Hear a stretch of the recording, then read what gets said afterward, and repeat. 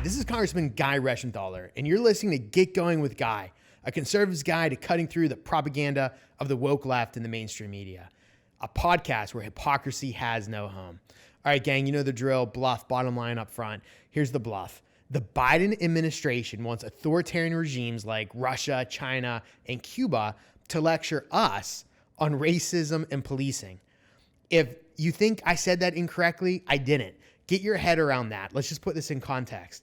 Biden wants Russia, China, Cuba, and other authoritarian regimes to lecture us on our domestic issues. Let's look at the context. So Secretary of State Blinken formally invited the United Nations in their section on racism and human rights to have an envoy inviting them to the United States to discuss the treatment of minorities in the United States. Biden and Blinken, and I'm quoting this, said they are, quote, deeply dedicated to addressing racial injustice and inequities at home and abroad, end quote.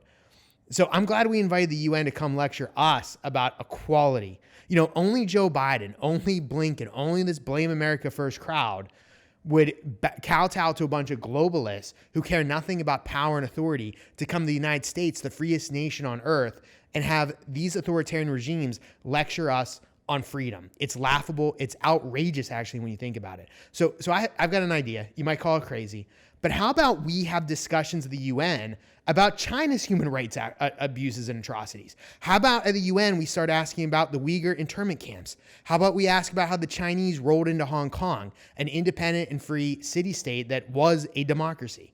How about we ask about the Chinese arresting pro-democracy citizens? How about someone asks about the forced organ harvesting that's going on in the Uyghur concentration camps?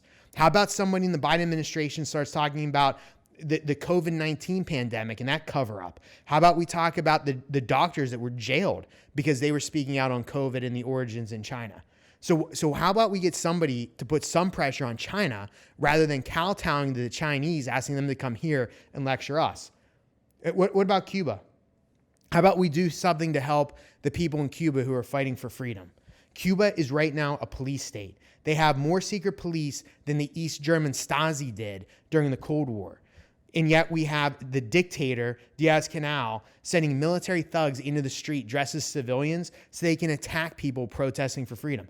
5,000 people who have demonstrated for democracy have been arrested. A man who had the gall to just hold up a pro-democracy sign was shot in front of his wife and children. That was in Cuba, 90 miles from our southern border. Yet Biden and Blinken are inviting a bunch of authoritarians from around the world to come here to lecture us about inequality while saying nothing about Cuba. You know, in Cuba, they've got food shortages. They've got abysmal medical care. They have zero economic upward mobility. And yet again, Biden wants the UN to come here to the United States to lecture us about these things. This is an absolute joke. The UN Human Rights Council is an absolute joke. You know why? Because both China and Cuba sit on that Human Rights Council. This should be a laughingstock with the global community. Instead, these globalists support these authoritarian regimes because the power elite are making money off countries like China. So how about this? How about instead of being lectured by these individuals, how about we actually start putting pressure on China, Cuba, Iran, the others that are involved in these human atrocities? How about we take a moment to think about this fact? When you look on TV, when the media has the guts to cover these protests, look at the flags that the Cubans are waving. Look at the flags that the Hong Kongers are waving. It's not the UN flag. It's not the flag of some European country that history has all but forgotten. It's the United States flag. How about the Biden administration recognizes that? I certainly do. Look, I'm proud to be American. We're the freest country on earth. I just wish Biden and the Democrats and the liberals had the same pride that I do and had the same faith in that flag that I do, the Hong Kongers do, and the Cubans who want democracy do.